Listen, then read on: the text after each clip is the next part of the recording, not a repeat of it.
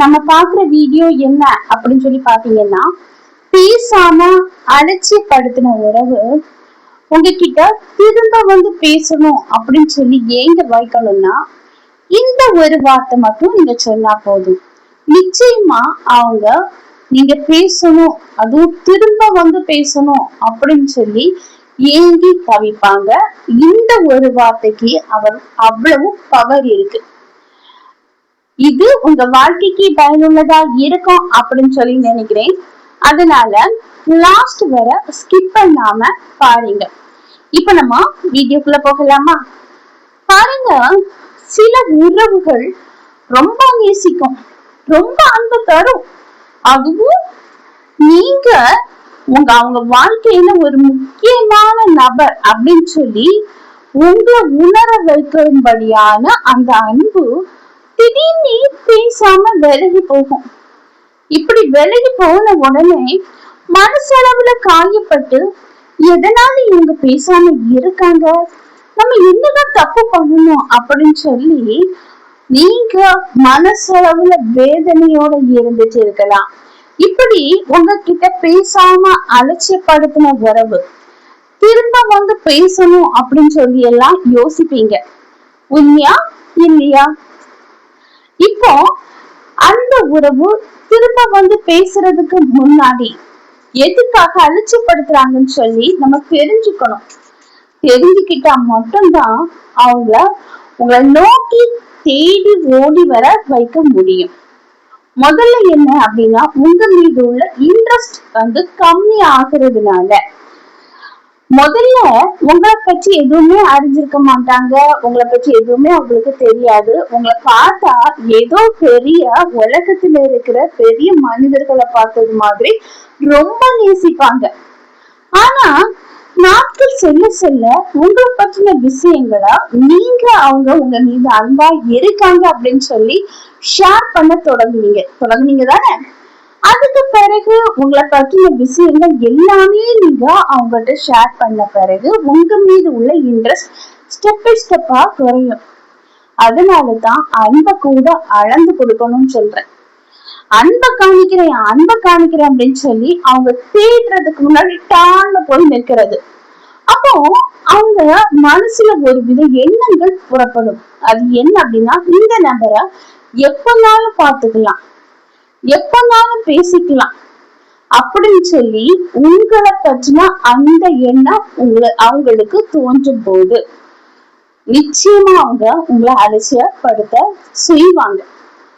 ரெண்டாவது, அவங்களுடைய வாழ்க்கையில இருக்கிற எல்லா ரகசியங்களையும் அவங்ககிட்ட சொல்லும் போது இவங்களை பற்றி தெரிஞ்சுக்க இனி எதுவுமே இல்லை அப்படிங்கிற ஒரு நிலைமைக்கு வரும்போது அவங்க உங்களை அலட்சியப்படுத்தலாம்.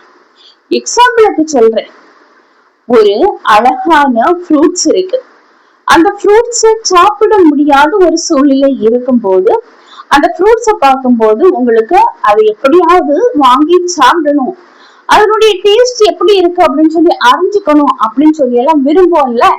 ஆனா அந்த ஃப்ரூட்ஸ் வந்து உங்க கைக்கு எட்டக்கூடிய ஒரு இடத்துல இருக்கு, அது எப்பனாலும் நீங்க வாங்கி சாப்பிடலாம் அப்படிங்கும் போது உங்களுக்கு அந்த ஆசைகள், அதனுடைய எதிர்பார்ப்பு கம்மியாகும், விருப்பம், அதன் மீது உள்ள விருப்பங்கள் கம்மியாகும்.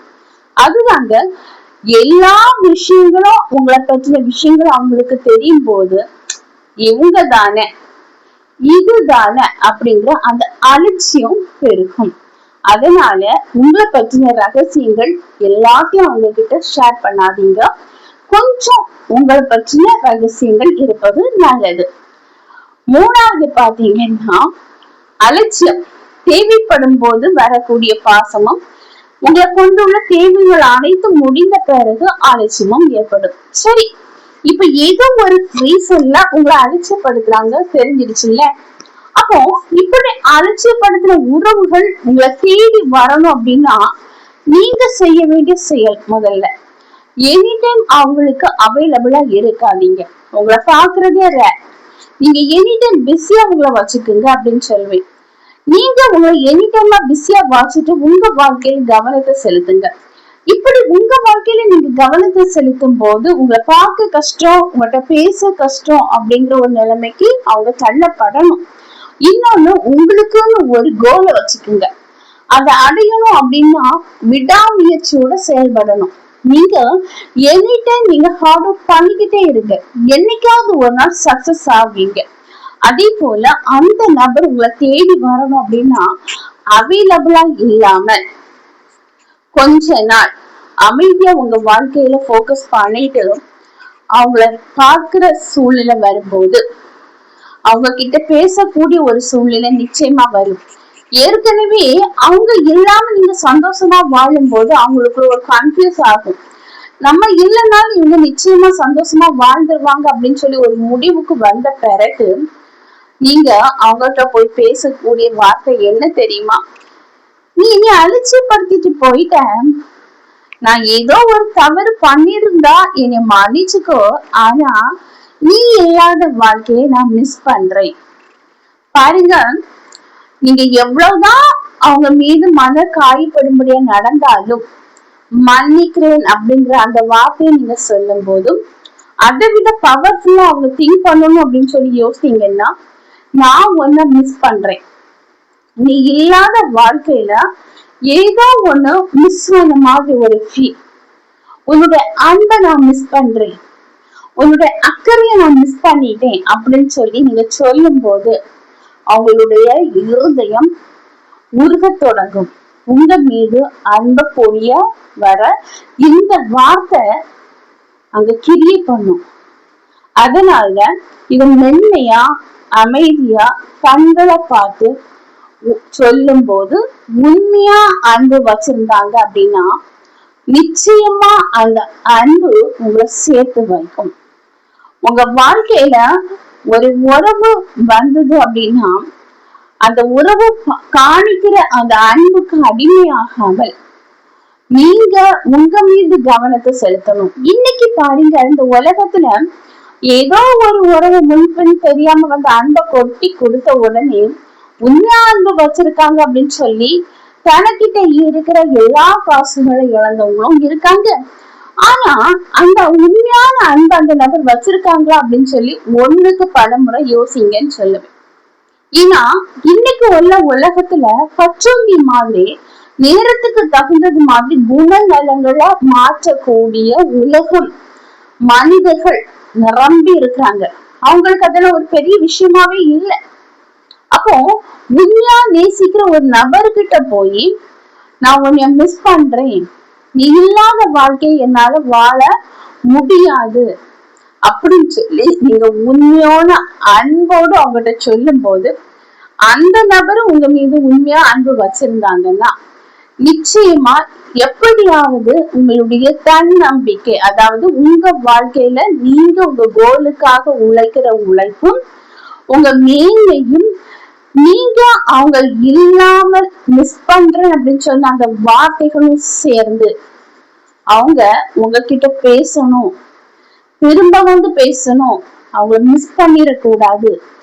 உண்மையா நம்ம மீது அன்பு வச்சிருக்கிறவங்க நம்ம அந்த நபரை நம்ம மிஸ் பண்ணிடக்கூடாது அப்படிங்கிற அந்த எண்ணங்கள் பெருகி நிச்சயமா அந்த நபர் உங்ககிட்ட பேசாம அலட்சியமா பார்த்துட்டு விலகி இருக்கிற நபர் திரும்ப வந்து உங்களை தேடி வந்து உங்க அன்பை புரிஞ்சுக்கிட்டு நிச்சயமா உங்ககிட்ட வந்து பேசுவாங்க. கண்டிப்பா இது உண்மையா அன்பு வச்சிருந்தாங்கன்னா நடக்கும். ஓகே ஃப்ரெண்ட்ஸ், இந்த வீடியோ உங்களுக்கு பயனுள்ளதா இருக்கும் அப்படின்னு சொல்லி நினைக்கிறேன். நான் உங்களை நெக்ஸ்ட் வீடியோல மீட் பண்றேன். அதுவரை பாய், see you. இந்த வீடியோ பிடிச்சிருந்துன்னா லைக் பண்ணுங்க, ஷேர் பண்ணுங்க, சப்ஸ்கிரைப் பண்ணுங்க, பக்கத்துல இருக்கிற ஆல்ங்கிற பட்டனை கிளிக் பண்ணிக்கிங்க. அப்பதான் நான் போடக்கூடிய வீடியோ உங்களுக்கு உடனுக்குடன் அப்லோட் ஆகும். நான் உங்களை நெக்ஸ்ட் வீடியோல மீட் பண்றேன். அதுவரை பாய், see you.